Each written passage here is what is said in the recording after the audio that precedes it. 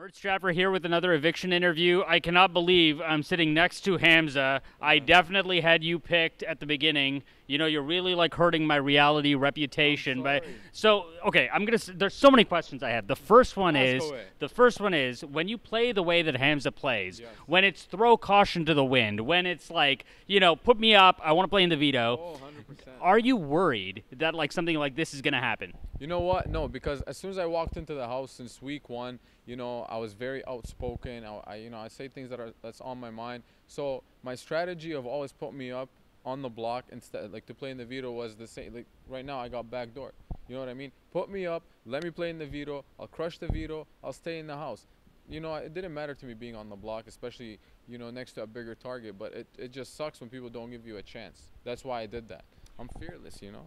You know what? Your game in the Big Brother Canada house, it reminded me of like every high school dance I went to, because as soon as Murtz came in the room, all the girls would run away, and it's just like every friend of Hamza was gone. Like you were friends with friggin' Andrew, my boy, gone. You're friends with Marin, he gets put up on the block twice, and now you're sitting here. So do you feel like now maybe Marin might have a chance? Hamza's no longer in there, so this curse might be over. To be honest, I really want Marin to push hard, and I told him, like, before I walked out, the guy was crying. I was like, listen, just focus, try to go as hard as you can. You need to win this next HOH, or they're gonna put you on the block again, because he kind of became like the pawn that people put up, because he's such a nice, genuine guy. So they were taking advantage of that.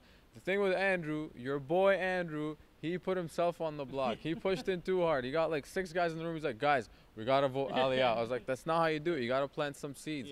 But, you know, I'm very outspoken, and maybe I should have calmed down a little bit. But honestly, I was there to play my game. I think I represented well. You know, I created some havoc, and you know, I just wanted to be. I want you guys to be entertained. You know, I couldn't just sit there and float. Okay, now let me ask you this: this strategy that you employed, is that sort of like your attempt to win this year, or was it a ploy to sort of like, oh my gosh, look at what I did, all stars, you're gonna come calling because I'm the guy that wrecked up this house? Well, you know, it was a bit of both. I really thought, genuinely, I was like, if I survive the double eviction today. And I threw the competition today in the double eviction because I was focusing on next week's next week's HOH. So I was like, if I win next week's HOH, I can dictate the game a little bit more, strike some more fear in these people, because it was just back to summer camp again, which I really hated. And I was like, I have a good chance to make it into the final 3. But it didn't work out. And you know what? All Stars got a call. You know, I'll be here. Your boy's here.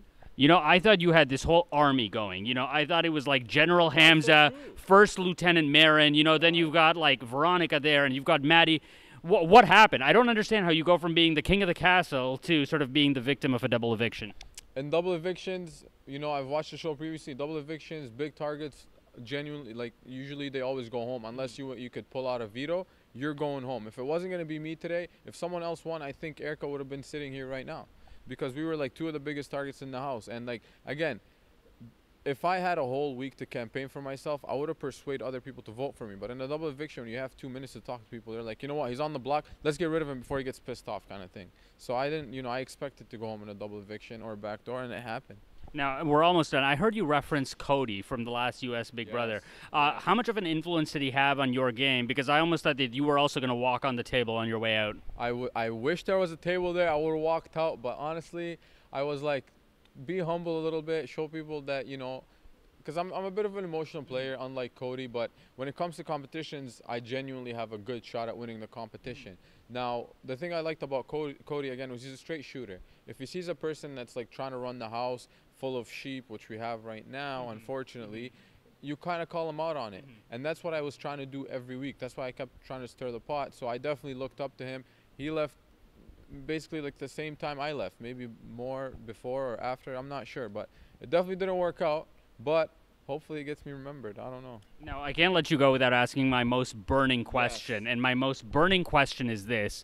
You know, like, okay, yes, I've been dying. You know, I was waiting. I thought I'd be asking near the end of the game, but I'm asking now.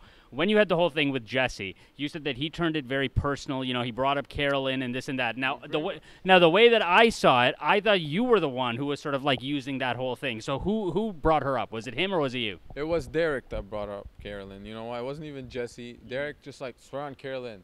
I was like, damn, like, this is a game. Like, you know, we're gonna lie here sometimes, like, generally. But I don't like when people mix game and personal. You know what I mean? Like, I like you personally, but when it comes to the game, it's better for you to go home.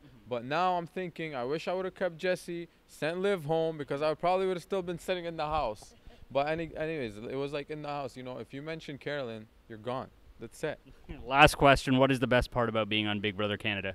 The best part about being on Big Brother Canada, there's two things I really liked. I genuinely liked forming unbreakable bonds in there, friendships like with, you know, me and Marin, me and Erica, me and Will, you know, me and Andrew, a bunch of other people, you know, and those friendships I think will last a lifetime. And you can see today it was such an emotional episode. Like, the boy cried for the first time. He's like, I can't believe I'm crying, kind of thing. And the other thing I really, really enjoyed was the competitions. Unbelievable. That's why I came here in the beginning. I was like, I just want to see how good I do in competitions.